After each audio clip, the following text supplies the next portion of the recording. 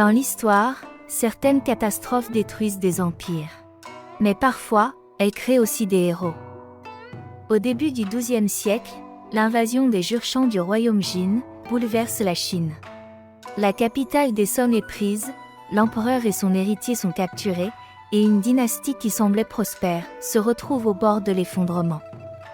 Pourtant, au milieu de ce chaos, deux hommes voient leur destin complètement transformé. L'un est Zhao Go, un prince que son père, l'empereur Ruizong, n'a jamais vraiment considéré comme un héritier sérieux.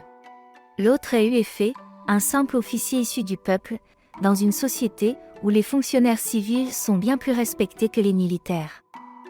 Sans l'invasion des Jin, Zhao Go serait probablement resté un prince oublié de l'histoire, et Yue Fei, un soldat parmi tant d'autres. Mais le destin en décide autrement.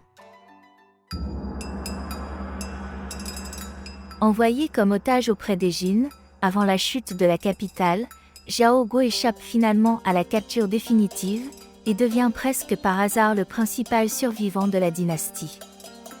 En 1127, il fonde la dynastie des Song du Sud et monte sur le trône sous le nom de Song Gaozong.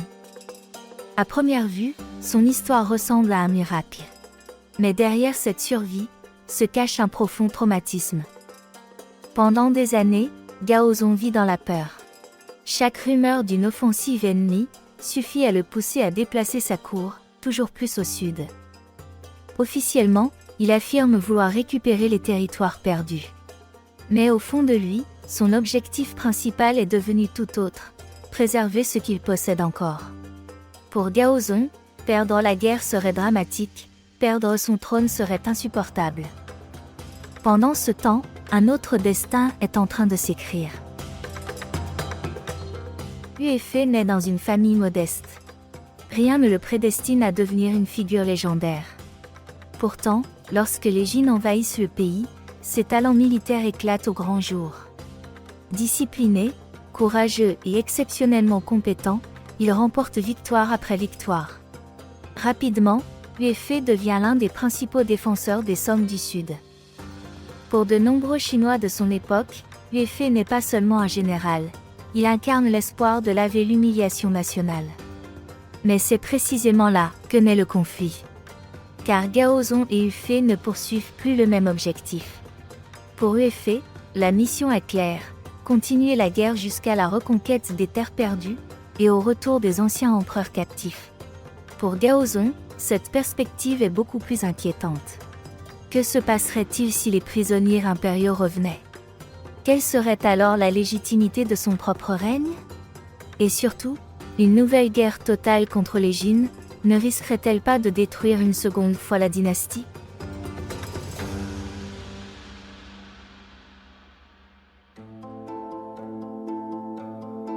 Le général n'est pas un homme politique habile.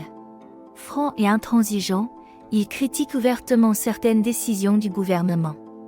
Il lui arrive même d'aborder la question sensible de la succession impériale, un sujet que tout souverain considère comme relevant de son autorité exclusive. Peu à peu, Gaozong développe de la méfiance envers ce serviteur pourtant loyal. À la même époque, un homme gagne l'oreille de l'empereur, Qin Rui. Partisan convaincu de la paix avec les Jin, Qin Rui défend une stratégie radicalement opposée à celle de Yue Fei. Pour lui, les Song du Sud doivent abandonner le rêve de reconquête et accepter un compromis durable. Cette position correspond parfaitement aux priorités de Gaozong. Alors que Yue Fei remporte de nouvelles victoires et semble se rapprocher de la reconquête du Nord, l'empereur ordonne soudain son retrait. Selon certains récits, 12 édits impériaux successifs lui sont envoyés pour exiger son retour immédiat. Yue Fei obéit. Quelques mois plus tard, les négociations avec les Jin progressent. Les adversaires des Song considèrent cependant Yue Fei comme le principal obstacle à une paix durable. Son existence même menace les accords en préparation. Yue Fei est arrêté. Accusé de crimes jamais clairement démontrés, il est emprisonné, puis exécuté. Lorsqu'on demande quelles preuves existent contre lui, la fameuse réponse de Qin Rui apparaît dans les chroniques. Peut-être en existe-t-il. Autrement dit, aucune preuve solide.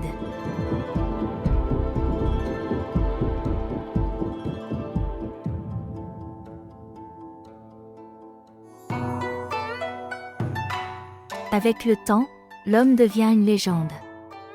Les générations suivantes ne retiennent plus seulement le général victorieux. Elles voient en lui l'incarnation parfaite de la loyauté, du courage et du patriotisme. Des temples lui sont consacrés. Des récits populaires le transforment en personnage surnaturel, capable de punir les traîtres et de protéger les innocents. À l'inverse, Qin Ruo devient dans la mémoire collective le symbole de la trahison. Et Gaozong, bien qu'il ait assuré la survie de la dynastie, pendant plus d'un siècle encore, se retrouve associé à cette réputation infamante. Alors, selon vous, Gaozong était-il coupable? Merci de votre écoute. À très bientôt.